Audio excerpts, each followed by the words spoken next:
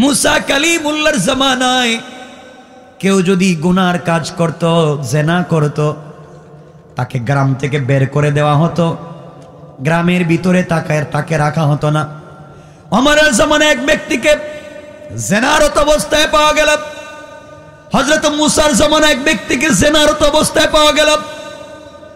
মুসা আলাইহিস সালাম এবং গ্রামের মানুষ মিলে তাকে পিটালেন।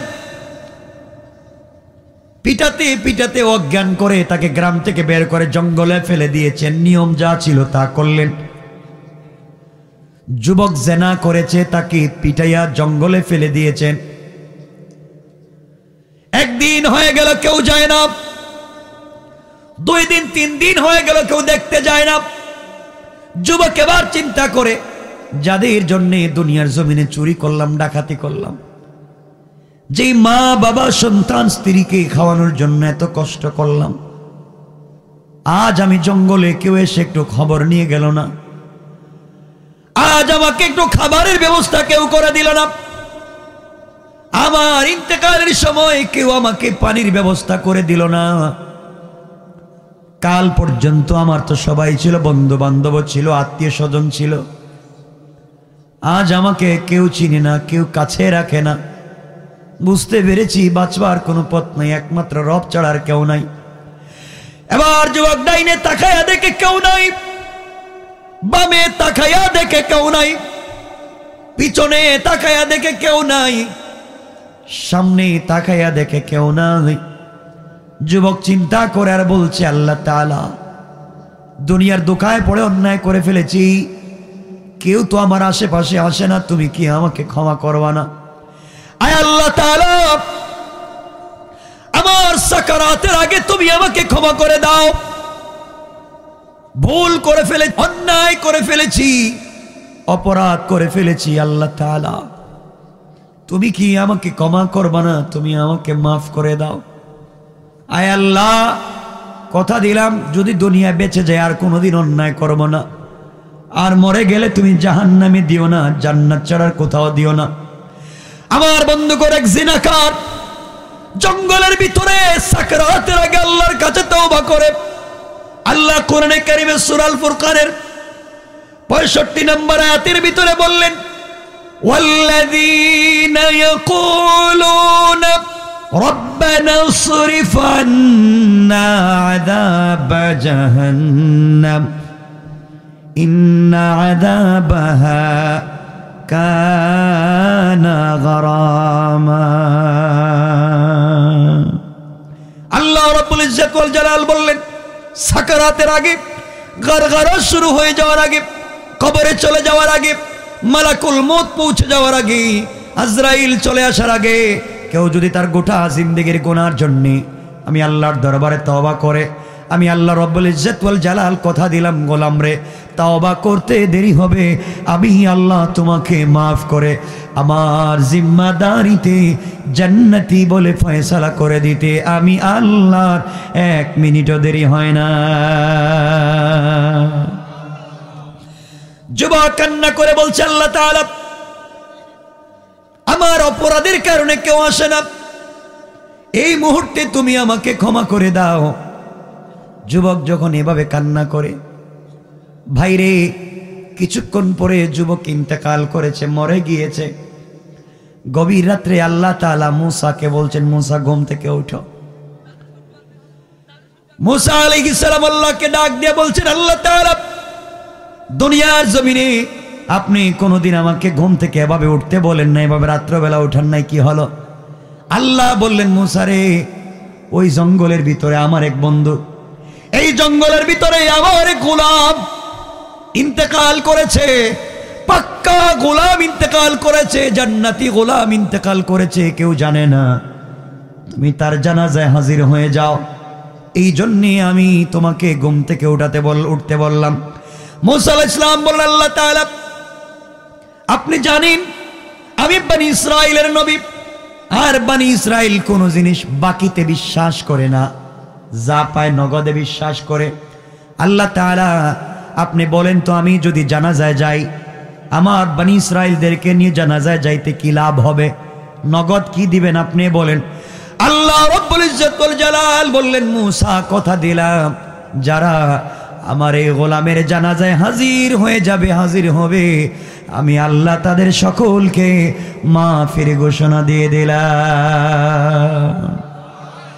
আমার মুসলমান বন্ধুগণ, মূসা কালিমুল্লাহ ঘুম থেকে উঠলেন, তার বনি ইসরায়েলকে ডাকলেন, সকলকে নিয়ে জঙ্গলে চলে গেলেন, এই গোলামের জানাজার ব্যবস্থা করবার জন্য গেলেন। জঙ্গলের ভিতরে গিয়ে দেখেন আল্লাহ বলছেন তার এক ওলি, তার এক গোলাম ইন্তেকাল করেছে। জঙ্গলে যাওয়ার পরে দেখেন এ তো ওই জিনাকার যুবক যাকে পিটাইয়া গ্রাম থেকে বের করা হয়েছিল, সে মরে পড়ে আছে। এবার আল্লাহর কাছে বলছেন আল্লাহ তাআলা, আমনি তুমি বলেছ জঙ্গলের ভিতরে তোমার এক ওলি মরে গিয়েছে, আর আমি দেখি পিটাইয়া যাকে গ্রাম থেকে 1-1.5 সপ্তাহ আগে বের করেছিলাম জেনাকার, ওই জেনাকার যুবক মরেছে। আল্লাহ তাআলা আমার সঙ্গে এমন দুষ্টামি না করলেও পারতেন, মস্কারা না করলে পারতেন। আমার সঙ্গে বনি ইসরাইল এসেছে, ওরা আমাকে বলছে 40 বছর ময়দানে তিহে ঘুরাইছি, আজকে নাকি তাদেরকে নিয়ে আবার কোনো মস্কারা করতেছি। আল্লাহ রাব্বুল ইজ্জত ওয়াল জালাল বললেন, মূসা রে, এই যুবক তোমাদের কাছে জিনাকার হতে পারে, খারাপ হতে পারে, কিন্তু ইন্তেকালের কয়েক মিনিট আগে তার গোটা জিন্দেগির জন্য আমি আল্লাহর দরবারে হাত উঠাইয়া যখন ক্ষমা চাইছে, সাথে সাথে আমি আল্লাহ তার গোটা জিন্দেগির গুনাহগুলোকে মাফ করে তওবাকে কবুল করে জান্নাতি বলে ফয়সালা করে দিয়েছি। এই জন্য আমি আপনাদেরকে বুঝাতে চাইলাম, গোলাম রে, যত অপরাধ করো না কেন, যত অন্যায় করো না কেন, আল্লাহ থেকে দূরে চলে যাইও না, রব থেকে দূরে চলে যাইও না। রব বলেছেন, ও গোলাম, যত অপরাধ করো না কেন, দুনিয়ার জমিনে প্রতিদিন তোমরা যদি 2 রাকাত সালাত পড়ে আমি আল্লাহর কাছে কান্নাকাটি করতে পারো, এই সালাত হচ্ছে সালাতুল হাজাত। প্রথম রাকাতে সূরা ফাতিহার পরে কুল ইয়া আইয়ুহাল কাফিরুন, দ্বিতীয় রাকাতে সূরা ফাতিহার পরে কুল হুয়াল্লাহু আহাদ। এইভাবে তোমরা যদি প্রতিদিন 2 রাকাত সালাতুল হাজাত পড়ে আমি আল্লাহর কাছে কান্নাকাটি করতে পারো, গোলাম কথা দিলাম তুই যত বড় অপরাধী হস না কেন গোলাম, শুধু মাফ করে দিব তা না, কিয়ামতের দিন বিনা হিসাবে রাসূল পাকের নিজ হাতে হাউজে কাউসারের পানি পান করায়া আমার আরশে আজিমের ছায়ার নিচে জায়গা দিয়া বিনা হিসাবে জান্নাতি বলে ফয়সালা করে দিলাম। পড়েন সুবহানাল্লাহ, আল্লাহু আকবার পড়েন। এই জন্য আল্লাহ রাব্বুল ইজ্জত ওয়াল জালাল বলেছেন, গোলাম রে, দুনিয়ায় কোন সময় আমি রবকে ভুলে যাইস না। দুনিয়ার মানুষ তোমাদেরকে দিন হারা করবার জন্য, ইসলাম হারা করবার জন্য, বিপদে নিয়ে যাওয়ার জন্য বড় বড় কৌশল করবে, ভালো চেহারায় খারাপ দেখাবে, সুন্দর দেখাইয়া তোমাদেরকে দিন থেকে সরাতে চাইবে, নেক্সট সুরতে ধোঁকা দিতে চাইবে। গোলাম ধোঁকায় পড়িস না, ওরা যত কৌশল করে দিন মুছে দিতে চাইবে, তারা জানে না আমি আল্লাহ ওই কৌশল করে দিনকে জিন্দা করে দিতে পারি। ঠিক কিনা বলেন?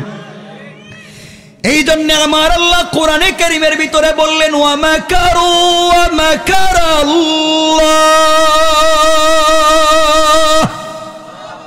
ওয়াল্লাহু খায়রুল মাকিরিন।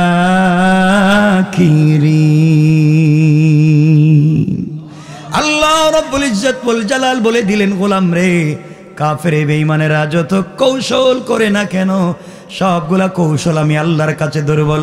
আল্লাহ আরেক জায়গায় বললেন, ইন্না কাইদাশ শাইতানি কানা দাঈফা।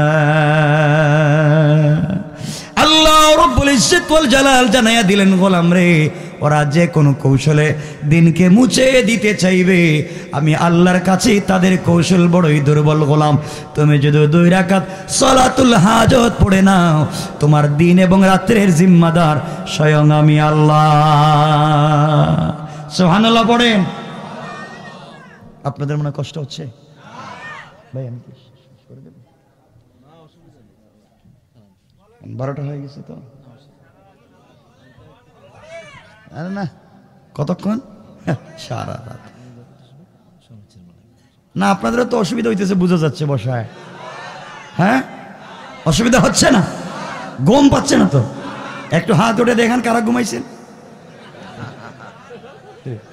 হাত উঠেও ঘুমায় দেখি। কি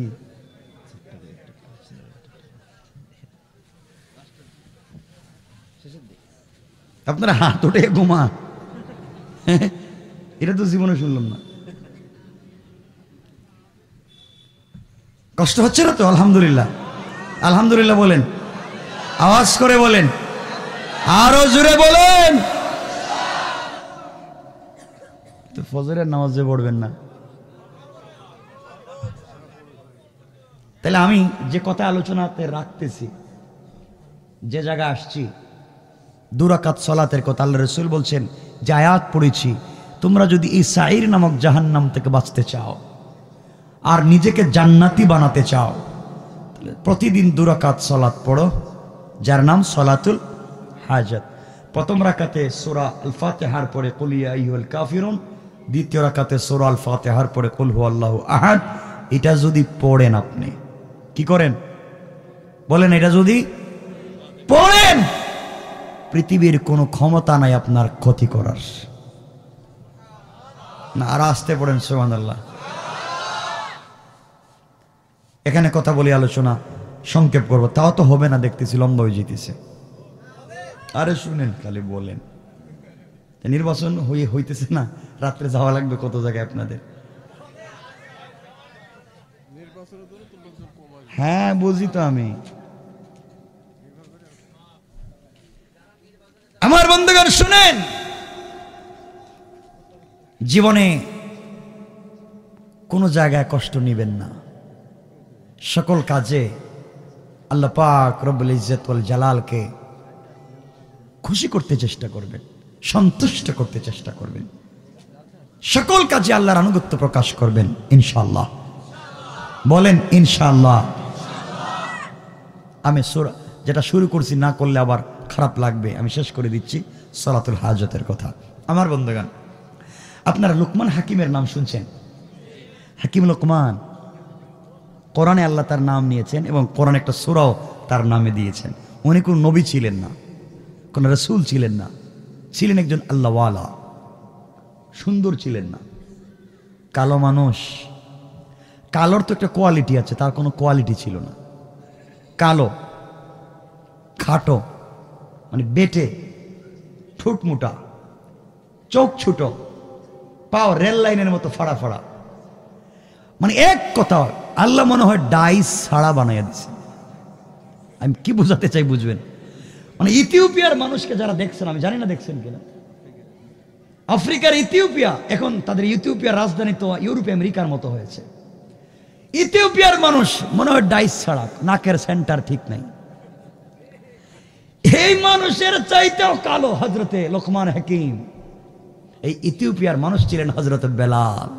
আল্লাহু আকবার। জিহ্বা খাটো, হযরতে বেলালের জিহ্বা খাটো, তুতলাতেন। কিন্তু আল্লাহ জানেন বেলাল কি জিনিস? বেলাল তো ওই জিনিস, বলবো না এই কথা, বেলাল তো ওই জিনিস। নবীজি এখনো মদিনায়, আর বেলালের পায়ের জুতার আওয়াজ জান্নাতুল ফিরদাউসে। সুবহানাল্লাহ পড়েন। আল্লাহর কাছে কালো ধলো এগুলো নাই, কোয়ালিটির কন্ডিশনটাই হচ্ছে বড়। তো হাকিম লোকমানও এমন একজন মানুষ, কিন্তু আল্লাহ তাকে দিয়েছিলেন হিকমা, হিকমত দিয়েছিলেন। একদিন লোকমান হাকিম তার সন্তানদেরকে ডাকলেন, বসালেন, নসিহত করতেছেন, ওসিয়ত করতেছেন। আমি ওসিয়ত একটাও বলবো না, কোরআনে আল্লাহ সবগুলো ওসিয়ত উঠাইয়া দিয়েছেন। আমি শুধুমাত্র এই হাজতের কথাটা বলতে চাই। বলতেছেন, বাবা এভাবে চলো, ওভাবে চলো, খারাপ কইরো না, খারাপ চলবে না, অন্যায় পথে যাইও না, আল্লাহর নাম নিও, ইবাদত করো, শিরিক করা যাবে না, মা বাবার খিদমত করো, এগুলো বলতেছেন হযরত হাকিম লোকমান। তো ওয়াজ শুনতে শুনতে সবার কি আর ভাল লাগে নাকি? কথা বলেন না কেন? সবার ভাল লাগে না? কইছে দেখছেন, আমি জানি তো ভাল লাগে না, সবার ভাল লাগে না। তো হাকিম লোকমান ওয়াজ করতেছেন, এক ছেলে কইতেছে, আব্বা জান আমার কিছু কথা আছে। কিছু ছেলে থাকে না এভাবে, আমার কিছু কথা আছে। হাকিম লোকমান বলেন, কি কথা তোমার? আপনার সব ওয়াজ মানি, কিন্তু বাবা যাই কম, আমি কিন্তু ব্যবসা ট্যাবসা করতে হবে, আমার ব্যবসা দিতে টাকা পয়সা দেন। কি দিতাম? টাকা দেন, টাকা, আমি ব্যবসা করে খাবো। হাকিম লোকমান বললেন, বাবা তোমাকে টাকা দিব, ব্যবসা করে খাবা, ব্যবসা করার মতো টাকা তো আমার নাই। বাবা তুমি যতই ওয়াজ নসিহত করো এগুলো আর বুঝে ধরতেছে না, তোমার সব নসিহত মানি, কিন্তু টাকা লাগবে। কি লাগবে? এমন কিছু ছেলে নাই টাকা লাগবে, আগে টাকা দেন, ব্যবসা করব। হাকিম লোকমান বলেন, বাপ যতই বুঝা আমার কাছে টাকা নাই। ছেলে বলছে, বাপ তাহলে তোমার নসিহত মানি না, একটাও মানি না। হাকিম লোকমান বলছেন তার ছেলে কত আদর্শবান, ছেলে উল্টাপাল্টা বলতেছে ব্যবসা না দিলে। তিনি বলেন, আচ্ছা শোনো, আমার এক বন্ধু আছে, অনেক দূরে তার বাড়ি, দীর্ঘদিন আগে আমার কাছ থেকে 4,000 দিনার নিয়েছিল ঋণ, দেয় না। তুমি তার কাছ থেকে টাকাটাই না, তুমি ব্যবসা করো, তার কাছে ঋণ আমি পাই, আনো। ঠিক আছে, আনতে তো আপত্তি নেই। তিনি বলেন, বাবা কিন্তু যাওয়াটা বড় কঠিন তার কাছে। কি বলেন আপনি, কেমনে কি? হাকিম লোকমান তার সন্তানকে বলতেছেন। আমার মুসলমান বন্ধুগণ, গভীর মনোযোগ। আল্লাহর এক বুজুর্গ আলেম হাকিম লোকমান সন্তানদেরকে ওসিয়ত করলেন। সন্তান দাঁড়িয়ে বলছে, আব্বাজান বিজনেস করতে হবে, টাকা লাগবে। তিনি বললেন, আমার এক বন্ধু আছে 4,000 দিনার পাই, তার কাছ থেকে টাকা এনে বিজনেস করতে পারবা, কিন্তু বাবা আমার ভয় হয় তুমি ওখানে যেতে পারবা না, গেলে তুমি ইন্তেকাল করবা, তুমি মরে যাবা, টাকা আনতে পারবা না। হাকিম লোকমান সন্তানকে বলছেন, বাবা শোনো, টাকা আনার চিন্তা বাদ দাও। যুবক বলছে, আপনি যতই বুঝান টাকা লাগবে। মনোযোগ দিয়ে শুনেন কি বলতে চাই এই মুহূর্তে। লোকমান বললেন, টাকা যদি আনতে চাও তাহলে শোনো কোথায় যাওয়া লাগবে। ও বাবা, তুমি যখন ঘর থেকে বের হওয়া টাকা আনার জন্যে, ঘর থেকে বের হওয়ার পরে দীর্ঘ পথ হাঁটলে বিশাল একটা মরুভূমি পাইবা। ওই মরুভূমিতে যাওয়ার সময় বাড়ি থেকে 1 বোতল পানি নিয়ে যাইবা। বাবারে, মরুভূমিতে যাওয়ার পরে হাঁটতে হাঁটতে মরুভূমির বালি এত গরম, পাথর এত গরম, তোমার শরীরের চামড়া যেন ছিলে যায়, গলে যায় এমন হবে। হঠাৎ তোমার পানির তৃষ্ণা লাগবে, বোতলের পানি পান করতে মন চাইবে, কিন্তু বাবা তুমি যখন বোতলের পানি বের করবা তখন দেখবা পানি গরম হইয়া উতরাচ্ছে, পানি পড়ে যায় উতরাইয়া। এই পানি পান করলে তুমি বাঁচবা না বাবারে, এই মুহূর্তে তুমি তো মরে যাবা, পানি পান করা লাগবে। ও বাবা, ওই সময় তোমাকে আমি বলে দেই, তুমি যদি যাওয়ার পথে ঘর থেকে যখন বের হয়ে যাইবা 1 বোতল পানি নিয়ে যাইও।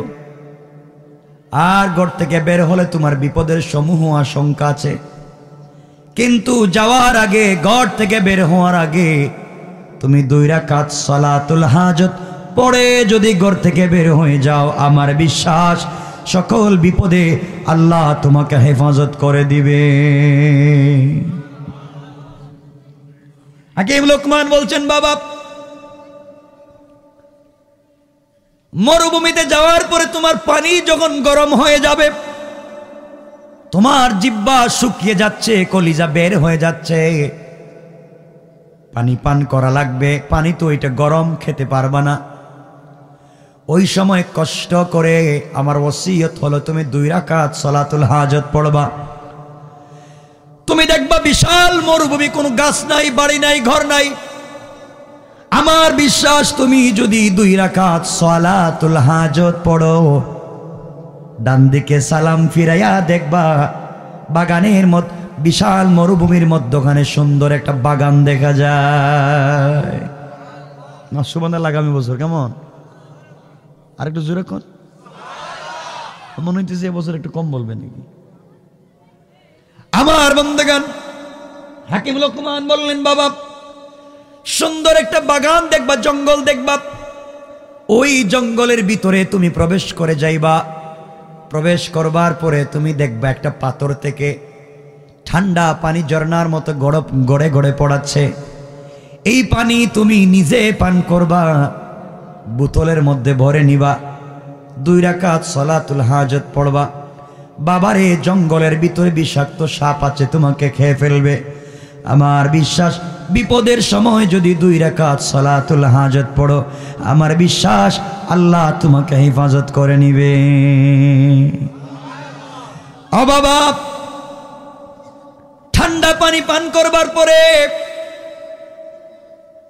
ক্ষুধার্ত তুমি পানি পান করবার পরে শরীরের মধ্যে ক্লান্তি আসবে, দুর্বলতা আসবে, বিশ্রামের প্রয়োজন পড়বে। এই জঙ্গলের ভিতরে বিশ্রাম নিও না। আমার বিশ্বাস তোমাকে সাপ বিচ্ছু দংশন করতে পারে। জঙ্গল থেকে বের হয়ে যাইবা, আবার 2 রাকাত সালাতুল হাজত পড়বা। ডান দিকে বাম দিকে সালাম ফিরে দেখবা, বামে বট গাছের মতো একটা বট গাছ দেখা যায়, তার ছায়া নিচে পড়েছে। এই গাছের নিচে গেলে তুমি বিশ্রাম নিতে পারবা। কিন্তু খবরদার বাবা, তোমাকে বলে দিচ্ছি ওসিয়ত, তুমি গাছের নিচে যাইও না। আমার বিশ্বাস গাছের নিচে বিশ্রাম নিলে তুমি মরে যাবে।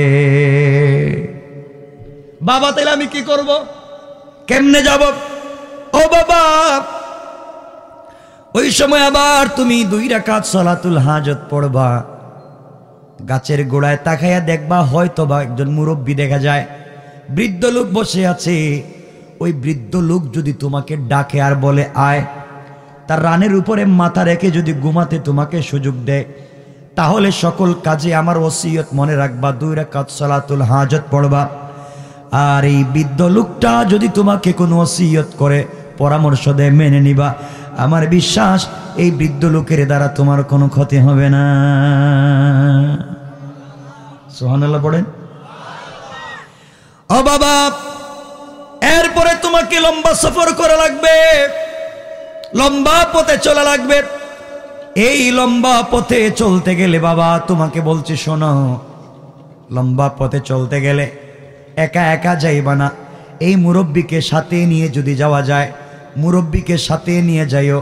আর মুরব্বীর পরামর্শ মতে চইল। কি বলতে চাই শোনেন। ও বাবা, এভাবে চলতে চলতে মরুভূমি শেষ হয়ে গেলে একটা গ্রাম পাইবা।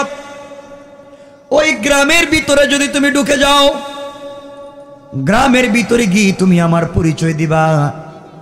আমার পরিচয় দিলে মানুষ তোমাকে মেহমানদারি করবে, মানুষ তোমাকে ঠিকমতো খাওয়াবে, ভালোবাসবে।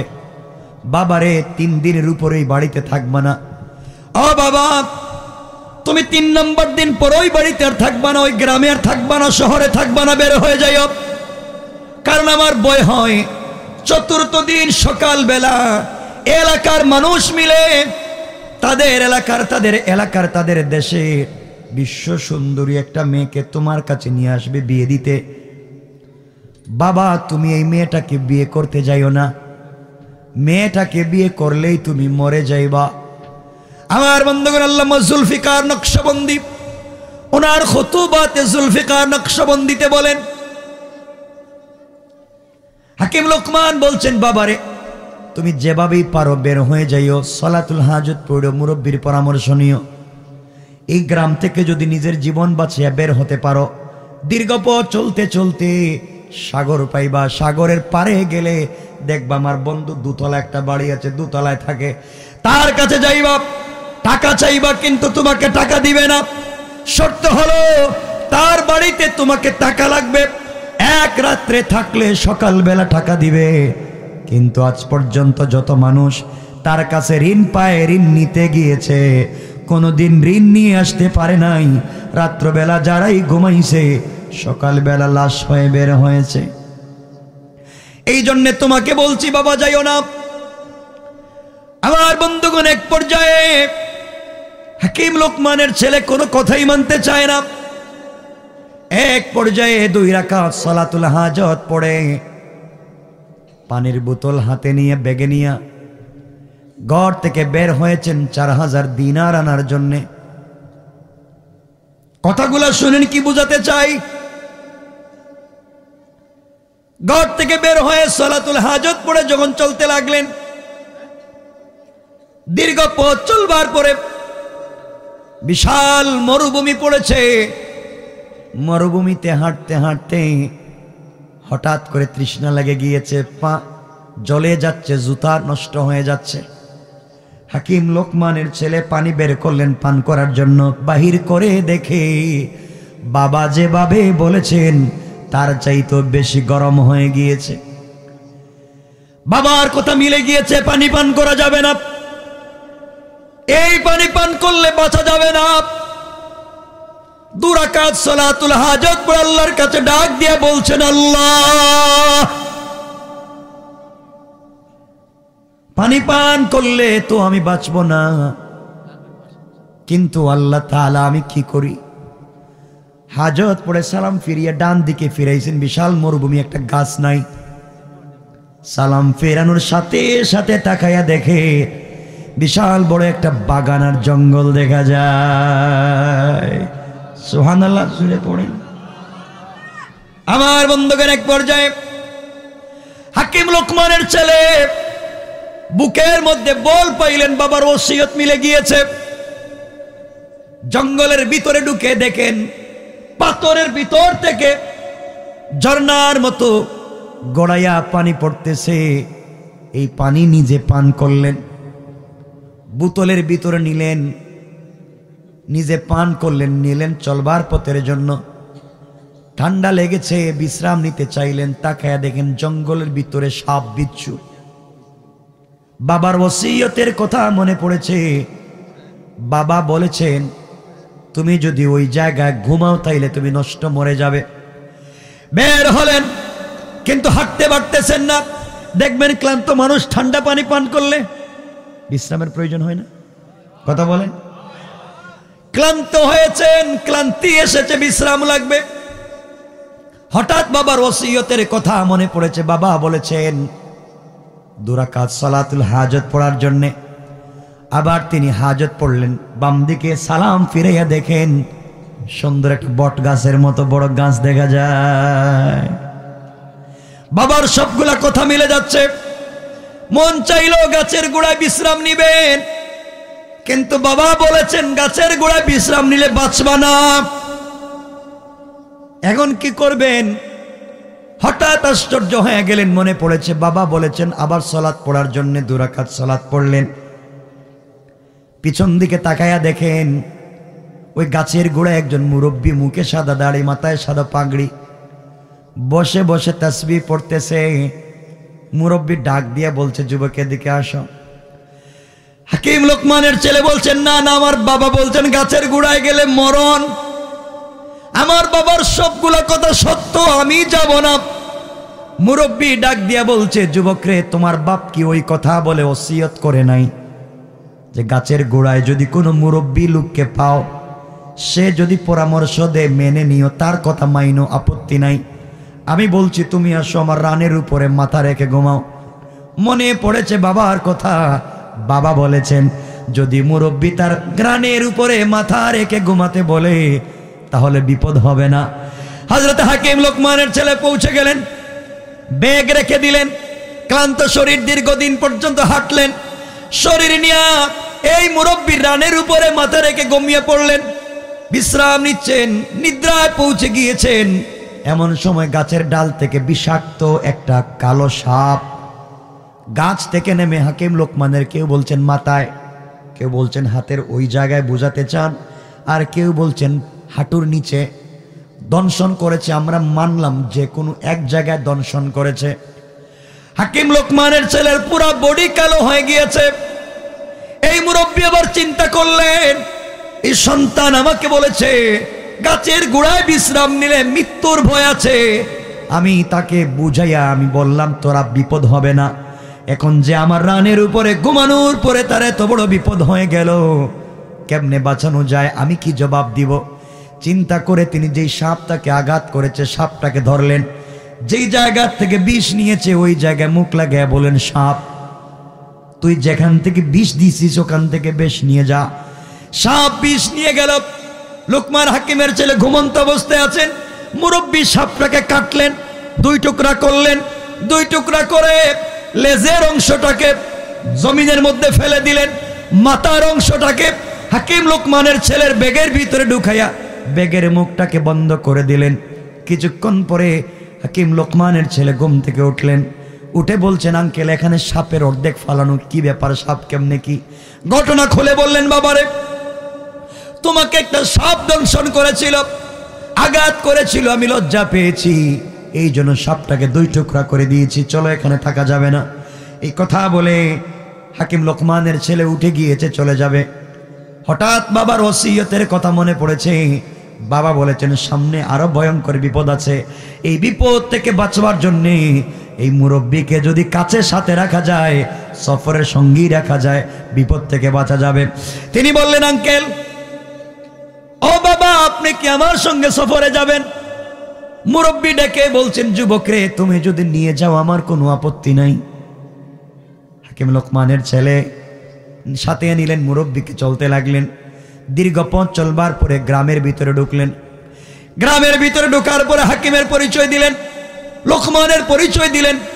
এলাকার মানুষ বড় হুজুরের ছেলে মনে করে, একজন বিশ্ববিখ্যাত জ্ঞানী মনে করে হাকিম লোকমানের ছেলেকে আদর আপ্যায়ন করলো। 3 দিন পর্যন্ত তারা রাখলো।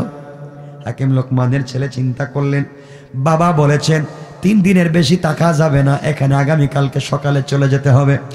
সকালবেলা যখন বের হয়ে যাবেন, এমন সময় পুরা এলাকার শত শত মানুষ মিছিল করে বিশ্ব সুন্দরী একটা মেয়েকে নিয়ে হাকিম লোকমানের ছেলের সামনে এসে বলছেন, বাবা তোমার বাবা তো আমাদের এলাকায় দীর্ঘদিন থেকে আসেন না, তোমার বাবার সঙ্গে আমাদের ভালো সম্পর্ক ছিল, এই সম্পর্কটা রাখতে চাই, তুমি আমাদের এই মেয়েটাকে বিয়ে করো, আত্মীয়তার বন্ধনে আবদ্ধ হও।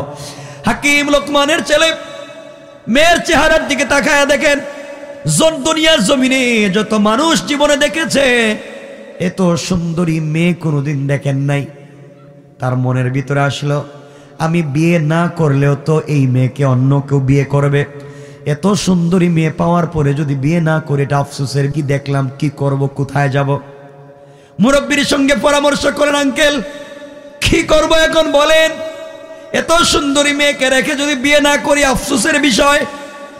মুরব্বী বলছেন, বাবা তোমার বাবা কি বলেছেন? বাবা বলেছেন বিয়ে না করতে, আর না হয় 2 রাকাত সালাতুল হাজত পড়তে, আপনার পরামর্শ নিতে। মুরব্বী বললেন 2 রাকাত সালাতুল হাজত পড়ো, বিপদ কেটে যাবে। সালাতুল হাজত পড়লেন, মুরব্বীর পরামর্শ নিলেন, বাবা এখন কি করব? আল্লাহর উপর ভরসা করে বিয়ে করে নাও, যা হবার হবে। সুবহানাল্লাহ কোন। ছেলে বিয়ে করে নিয়েছে, বিয়ে করেছে, আগামীকালকে ফুলসজ্জার রাত্র, বাসর রাত্র, সকালবেলা মুরব্বীকে নিয়ে এলাকায় ঘুরতেছেন। ডাইনে বামে তাকায়া দেখেন এলাকার শত শত ছেলে মেয়েরা পিছনে পিছনে ঘুরে আর হাসে। হাকিম লোকমানের ছেলে বলেন, তোমরা হাসো কেন আমাকে দেখা? কই তুমি পাগল, তুমি বুকা, তোমার মতো বুকা জমিনে আর দেখি না, এই জন্য হাসি। কই কেন, আমি তোমাদের দুলাভাই, তোমরা হাসবা কেন? কই হাসি এই জন্য, তুমি যেই মেয়েকে বিয়ে করেছ এই মেয়ের এর আগে আরো 9টা বিয়ে হয়েছে। কয়টা বিয়ে হয়েছে? আপনি 10 নম্বর। কোথাইলে মানি কও কি তোমরা? 9 বিয়ে হয়েছে, আমি 10 নম্বর। এই 9টা গেল কই? সবগুলা বাসর রাত্রে মরে যায়, ফুল সজ্জা রাত্রে গেলেই মরে যায়, এরা কেউ বাঁচে না। তো আমরা এজন্য হাসতেছি, তুমি যে তো বোকা, আজকে রাত্রে তো তুমিও মরে যাবা। 10 নম্বর তুমি। হাকিম লোকমানের ছেলে মুরব্বীরে জোড়ায়, হুজুর এখন কি করি? বাবা যে বলছিল, নিষেধ দিছিল, কোন যে কি করি কোন, বাঁচার তো পথ নাই। আমার বন্ধুগণ, কিতাবের নাম মনে রাখবেন, তারিখে ইবনে জারির তাবারি। যেখান থেকে ঘটনা বলতেছি, সালাতুল হাজত বুঝাতে গিয়া বলতেছি, বুঝেন কি বলতে চাই।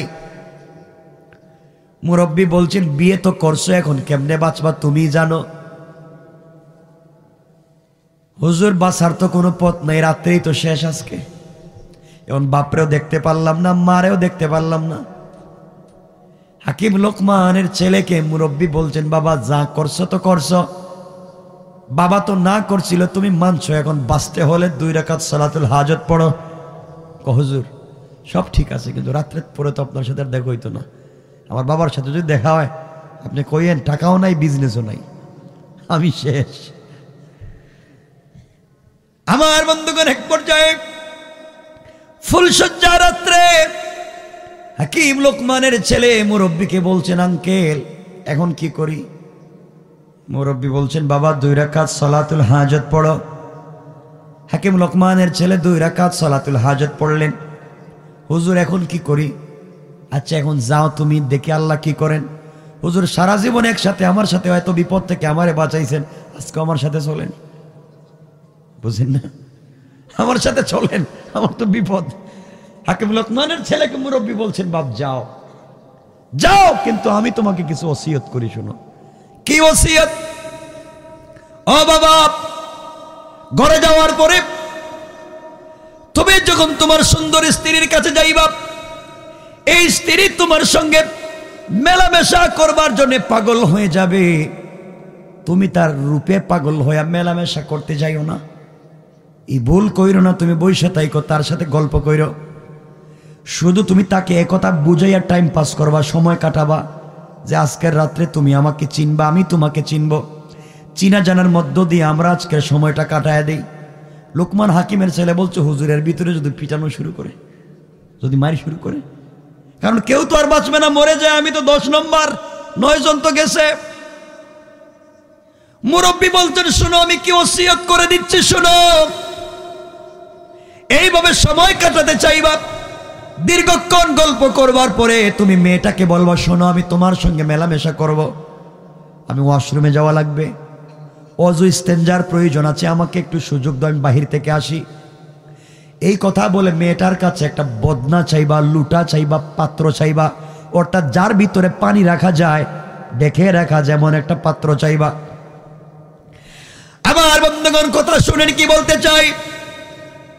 ও যুবক, তুমি এরপরে মেয়েটাকে বলবা, আমাকে পাত্র দাও, বদনা দাও, লুটা দাও, ওইটা নিয়ে তুমি আমার কাছে চলে আসবা। এরপরে তোমাকে যা বলবো তাই করবা। হাকিম লোকমানের ছেলে 2 রাকাত সালাতুল হাজত পড়লেন। বাসর রাত্রে ফুলসজ্জা রাত্রে স্ত্রীর ঘরে ঢুকে গেলেন। স্ত্রী তার সঙ্গে মেলামেশা করবার জন্য উদ্গ্রীব হয়ে গেল, আগ্রহ দেখালো। তিনি বললেন, সব ঠিক আছে, সব ঠিক, কিন্তু আমাকে সময় দাও, তুমি আমাকে চিনো, আমি তোমাকে চিনি। দীর্ঘক্ষণ সময় কাটাবার পরে মুরব্বীর ওসিয়ত মনে পড়েছে। বললেন, আমি ওয়াশরুমে যাওয়া লাগবে, 1 বোতল পানি দাও, 1 বদনা পানি দাও, বা 1 লুটা পানি দাও, যা দরকার যেমন আছে তেমন দাও, যেই জিনিসের ভিতরে পানি তৎকালীন সময় রাখা যায় তা দাও। পানি নিলেন, দৌড়াইয়া বের হয়ে আসলেন, আর বললেন, হুজুর এখন কি করব, আমি আর ভিতরে যাওয়ার দরকার নেই। হাকিম লোকমানের ছেলেকে মুরব্বী বলছেন, বাবা যাও, ওযু করো, 2 রাকাত সালাতুল হাজত পড়ো, বদনা এখানে রেখে যাও। মুরব্বীর সামনে বদনা রেখে দিয়েছে। হাকিম লোকমানের ছেলে সালাতুল হাজত পড়তেছেন। এই মুরব্বী হাকিম লোকমানের ছেলের ব্যাগ খুললেন, খুলে ওই যে অর্ধেক মাথাওয়ালা সাপ মনে আছে, ওই অর্ধেক সাপের অংশটুকুন বদনার ভিতরে ঢুকাইয়া দিলেন, দিয়ে মুখ লাগাইয়া দিলেন। কি বুঝাতে চাই বুঝো। হাকিম লোকমানের ছেলে সালাত শেষ করলেন। মুরব্বী বলছেন, বাবা এই বদনাটা তুমি আবার নিয়ে যাও, মুখ খোলা যাবে না, সাবধান, ঘরের ভিতরে নিয়ে যাও। যাওয়ার পরে স্ত্রী তোমার সঙ্গে মেলামেশা করতে আবার চাইবে, তুমি বুঝাইবা, কোনো আপত্তি নাই তোমার সঙ্গে মেলামেশা করতে, আমার একটা শর্ত আছে। শর্ত হলো তুমি এই বদনার মুখটা খুলে ওখানে প্রস্রাব করা লাগবে। এই বদনা, লুটা, পাত্র যেই জিনিসটা আছে ওটার ভিতরে তুমি প্রস্রাব করবে। এরপরে তোমার সঙ্গে আমি মেলামেশা করবো, এর আগে করবো না। মেয়েটার 9টা স্বামী মারা গিয়েছে, যুবক নিশ্চিত তোমার কথা মানবে, আমার বিশ্বাস। আর যখন মেয়েটা প্রস্রাব করবে, করার পরে তুমি ওই বদনাটা নিয়ে আমার কাছে দৌড়ে চলে আসবা। হুজুরের ভিতরে যদি আবার মারি শুরু হয়, আমি যা বলছি তাও শোনো। আমার বন্ধুগণ কি বুঝাতে চাই বুঝো। জীবনে তো বহুত কিছু করেছো, খিয়ামল বুঝাচ্ছি বুঝো। হাকিম লোকমানের ছেলে বদনা নিয়ে ঘরের ভিতরে ঢুকলেন, স্ত্রীকে বললেন, সব ঠিক, তোমার সঙ্গে মেলামেশা করতে আমার আপত্তি নাই স্ত্রী, কিন্তু তুমি ওই বদনার ভিতরে প্রস্রাব করা লাগবে, মুখ সরাই আবার লাগাই দিতে হবে। স্ত্রী সিদ্ধান্ত নিল স্বামীর কথায় প্রস্রাব করবে। দীর্ঘক্ষণ পরে সে প্রস্রাব করলো। করার পরে লোকমান হাকিমের ছেলে মুখটা ডেকে নিয়ে আসলেন বাহিরে। হুজুর এখন কি করব? আবার পরামর্শ দেন, এখন কি করা যায়? হাকিম লোকমানের ছেলেকে মুরব্বি বলছেন, বাবা পাত্রটা উল্টাও। হাকিম লোকমানের ছেলে পাত্রটা উল্টালেন। উল্টানোর সাথে সাথে তিনি দেখেন অর্ধেক মাথাওয়ালা সাপ, আরো দুইটা কালো কালো বিষাক্ত সাপ ছোট ছোট দেখা যায়। হুজুর আপনি কি এখানে পানির ভিতরে সাপ আসলো কোত্থেকে? আল্লাহর এই গোলাম বলছেন, বাবা তুমি আবার 2 রাকাত সালাতুল হাজত পড়ো, আর তুমি আবার চলে যাও, স্ত্রীর সঙ্গে মেলামেশা করো, আমার বিশ্বাস আজকে রাত্রে তুমি মরবে না। হুজুর কেমনে বুঝলেন? আমি আপনারাও চিনি না, নামও জিজ্ঞাসা করিনি, আপনার পরিচয় কি তাও জানি না, শুধু শুধু আপনার সাথে ঘুরতেছি, বলেন তো এই কাজ কারবার কেমনে হলো বুঝি নেই। হাকিম লোকমান বললেন, বাবা ওই যে অর্ধেক সাপ তুমি জমিনের মধ্যে ফেলা দেখছিলা লেজওয়ালা, এর মাথাটুকুন এই তোমার ব্যাগের ভিতরে রেখে দিয়েছি, কারণ কোন জিনিস কখন কাজে লাগবে কেউ বুঝে না, এই জন্যে কাউকে ছোট মনে করবেন না। বাইরে দুনিয়ার জমিনে কে কখন তোমার কাজে আসবে চিন্তা করে পাইবা না।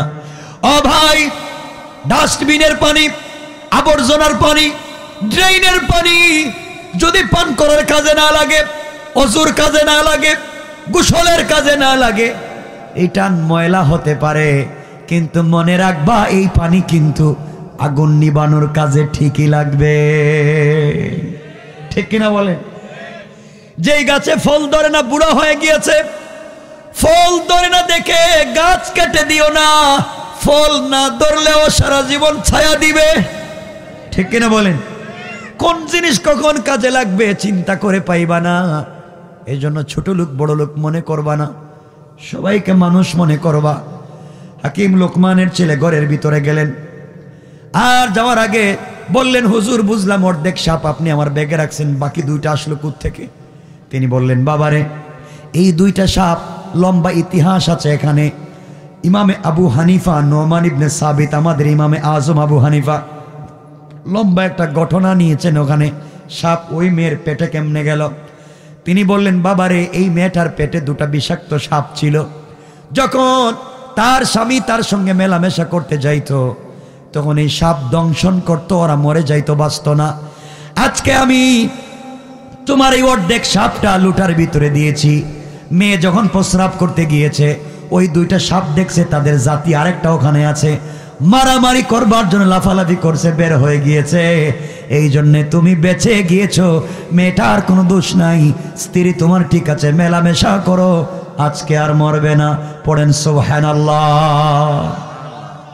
হাকিম লোকমানের ছেলে ঘরে গেলেন, স্বামী স্ত্রী একসাথে থাকলেন, স্ত্রী মনে করেছে নির্ঘাত আমার স্বামী মরে যাবে, কিন্তু দেখা গেল কি ব্যাপার, মরে নাই। সুবহানাল্লাহ বলবেন না? সবাই গভীর রাত্রে ঘুমিয়ে গিয়েছেন, সকাল কখন হয়েছে কেউ জানে না। স্ত্রী এক জায়গায় ঘুমে, স্বামী আর এক জায়গায় ঘুমে। এলাকার পুরা মানুষ সকালবেলা বাড়িটা ঘেরাও করে রাখছে 10 নম্বর লাশ দেখার জন্য। এটা মরছে। লাশ যারা নিয়ে যায়, লাশ কাটে, এদের নাম কি? ডোম। আমার বন্ধুগণ 6 জন ডোম হাজির, তারা প্রত্যেক সময় তো 9টা লাশ নিছে, 10 নম্বর লাশ নেওয়ার জন্য হাজির। ঘরে আইসা দেখে কেউ দরজা খুলে না, দরজা ভেঙে ঘরের ভিতরে ঢুকছে, ডুইকা দেখে 2 জন 2 জায়গায় শুয়ে আছে। ডুম আইসা লোকমান হাকিমের ছেলের পায়ে ধরে টানতেছে, লাশ মনে কইরা, উনি ফাল দিয়ে উঠছে, কিরে এই মরছে না দেখি। যখন তিনি লাফ দিয়ে উঠছেন, ডুম মনে করছে এটা মানুষ না জিন্নাত, 9টা মরলো, বাঁচলো কেমনে, এরা বাইরে দিছে দৌড়। গ্রামের মানুষ মনে করছে মরে না কেন, সবাই দৌড়। হাকিম লোকমানের ছেলে মনে করেন দৌড়ায় কেন? পুরা এলাকায় খবর হয়েছে এই ছেলেটা মরে নাই, এটা মানুষ না, এটা জিন্নাত। মানুষ হলে তো মরে যেত। স্ত্রীকে সব ঘটনা খুলে বললেন, সংক্ষেপ কথা বুঝাইয়া দিই, লম্বা হয়ে যায়। 12:30 হয়ে গেছে এর মধ্যে, আর খালি বলেন না, বলেন চলতেছে কয়টার থেকে?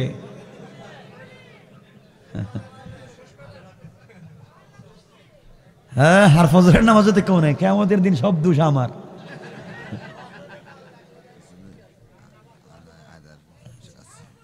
নামাজ পড়বেন তো ইনশাআল্লাহ? শুধু আজকে রাত্রে না, সব দিন ইনশাআল্লাহ।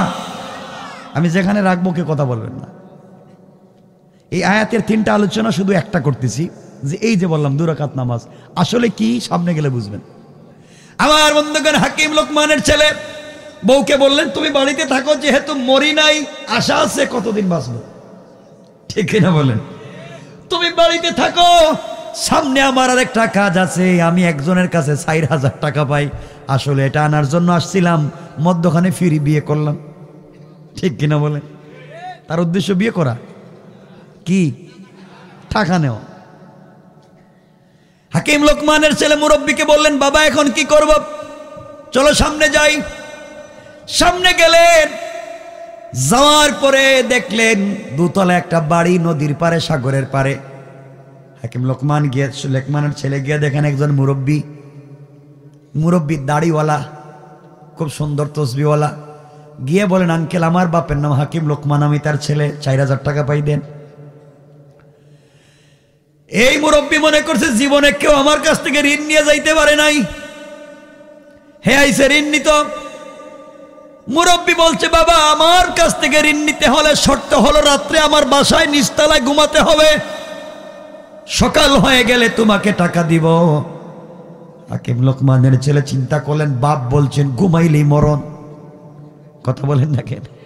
বলেন নাই ঘুমাইলেই মরণ, তাইলে টাকা পাবো কোথায়? এখন তো শেষ স্টেজে আসলাম।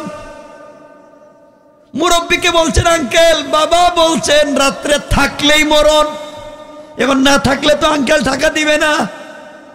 কিছু লোক আছে এলাকায়, দেখবেন ঋণ নিবার সময় কত ভাই চাচা দাদা সব ডাকে, টাকা নেওয়ার পরে কিন্তু এর খুঁজে পাওয়া যায় না, ঠিক না বলে?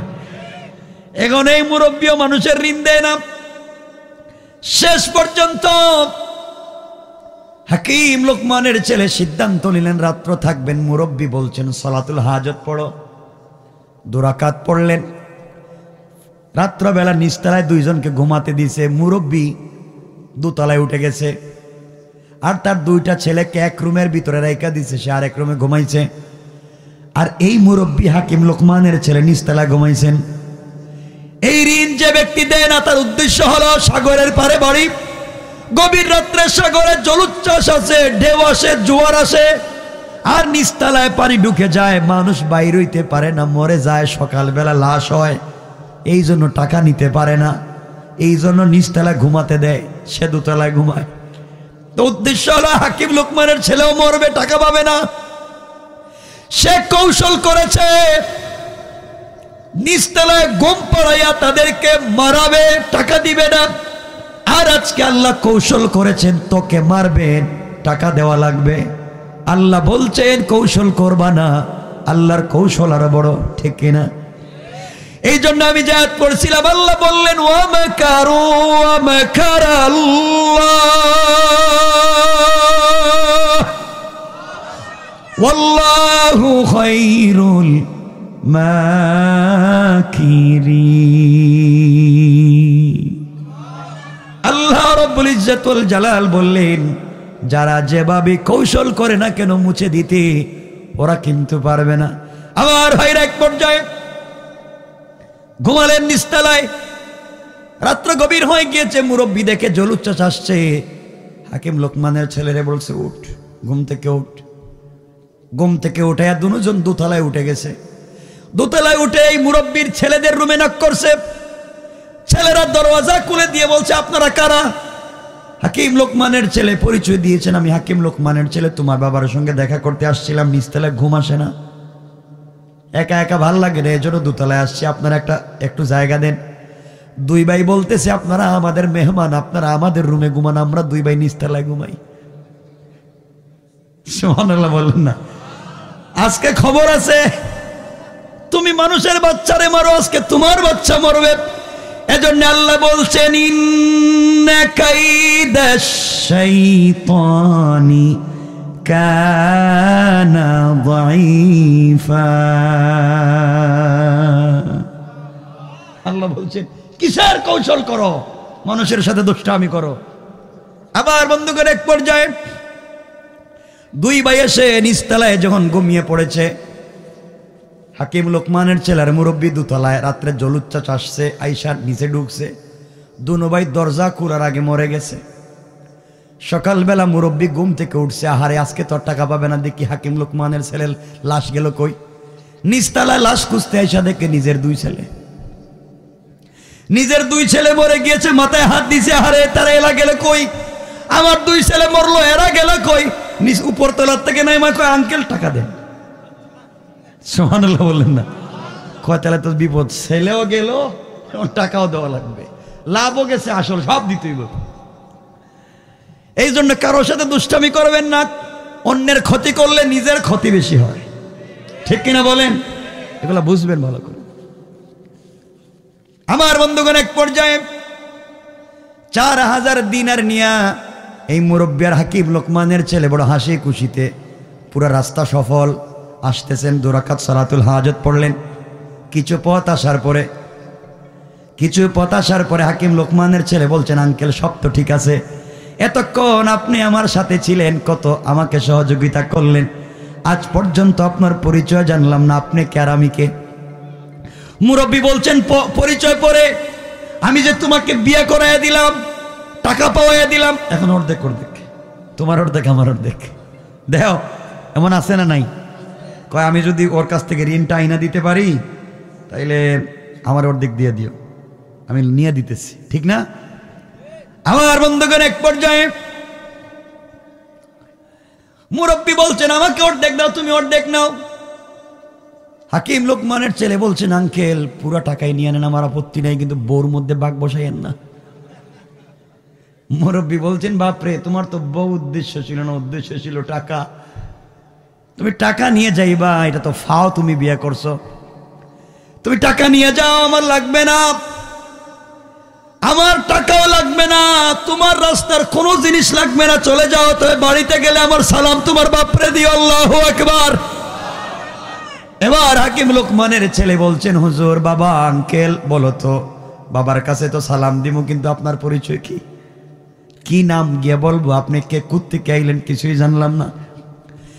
এবার মুরব্বী দাঁড়িয়ে হাকিম লোকমানের ছেলের 2টা হাতকে এভাবে ধরছে আর বলছে, বাবা শোনো, তোমাকে কি বলতে চাই। এক হাত ধরছে, আরেক হাত বুকের মধ্যে রাখছে আর বলছে, শোনো আমি কে, তুমি আমার পরিচয় জানো না, তুমি যে বাড়ি থেকে বের হওয়ার সময় 2 রাকাত সালাতুল হাজত পড়েছ, সালাতুল হাজত যখন কোনো বান্দা পড়ে, আল্লাহ একজন নির্ধারিত ফেরেশতা পাঠাইয়া দেয় তার হেফাজতের জন্য, সব সময় তার সাথে চলে। আমি সেই ফেরেশতা আল্লাহ মানুষের সুরত ধরাইয়া তোমার সাথে সাথে পাঠাইয়া দিয়েছে। আল্লাহু আকবার। আমি সেই রহমতের ফেরেশতা, ঘর থেকে বের হওয়ার সময় তুমি যে হাজতের সালাত পড়েছো, আল্লাহ রব্বুল ইজ্জত ওয়াল জালাল ও দৃশ্য রাখে নাই, আজকে দৃশ্যমান করে দিয়েছে। আর আমি তোমাকে বাছাইয়া বাছাইয়া সব জায়গায় হেফাজত করেছি, কারণ যারা সালাতুল হাজত পড়ে আল্লাহ তাদের জন্য একজন ফেরেশতা সিকিউরিটি গার্ড, বডিগার্ড পাঠাইয়া দেন, কেউ যেন কোনো ক্ষতি করতে না পারে। এই জন্যে বাবা আজকে যতদিন পর্যন্ত তোমার সঙ্গে আমি ছিলাম, তুমি সালাতুল হাজত পড়েছো, আগামী দিন থেকেও যদি সব সময় এভাবে পড়ো, আল্লাহ তোমার জিম্মাদার, তোমার হেফাজতের জন্য একজন রহমতের ফেরেশতা পাঠাইয়া দিবে। আমি যে কথা বুঝাতে চাইলাম, আমরাও যদি বিপদ থেকে বাঁচতে চাই, দুনিয়ার জমিনে যে কোনো ঝামেলার থেকে বাঁচতে চাই, শত্রুতামি থেকে বাঁচতে চাই, সকল কাজে সকল জায়গায় আমরাও যদি সব সময় 2 রাকাত সালাতুল হাজত পড়ে ঘর থেকে বের হয়ে আল্লাহর উপরে আমাদের বিশ্বাস, আল্লাহকে অভিভাবক মানাইয়া ঘর থেকে বের হয়ে যায়, আমাদের আল্লাহ আমাদেরকে সকল বিপদ থেকে বাঁচাইয়া দিবেন। কোন ঠিক কিনা? পারবো তো ইনশাআল্লাহ? বলেন ইনশাআল্লাহ। এখন হাকিম লোকমানের ছেলে আসতেছেন, বাড়িতে এসে বউরে পাইলেননি, আর এই মুরব্বী গেলেন কই? বাড়িতে এসে বাপের সঙ্গে কি কথা বললেন, এরপরে হাকিম লোকমান কি বললেন, সালাতুল হাজত সম্পর্কে এরপরে হাকিম লোকমানের কি উত্তর ছিল, এগুলো আজকে আর বললাম না, রেখে দিলাম। কথা শুনেন আর শুনেন, খালি বলেন, 2.5 ঘন্টার উপরে হয়ে গেল, বলেন শুনেন। এখানে থাকুক। আরেক বেচারা নতুন বিয়ে করছে, এখন শ্বশুর বাড়ি যাইতেছে, থাকে না এখানে কিছুদিন, এরপর আমরা হাকিম লোকমানের বাড়িতে পাঠাবো না। এখন এখন ছেলে কই যাইতেছে, আর টাকা পাইছে কই যাইতেছে, বউরে নিয়ে যাওয়া লাগবে না, শ্বশুর বাড়ি যায়। যাও তুমি শ্বশুর বাড়ি থাকো, 4,000 টাকা পাইছো, এটা নিয়ে থাকো।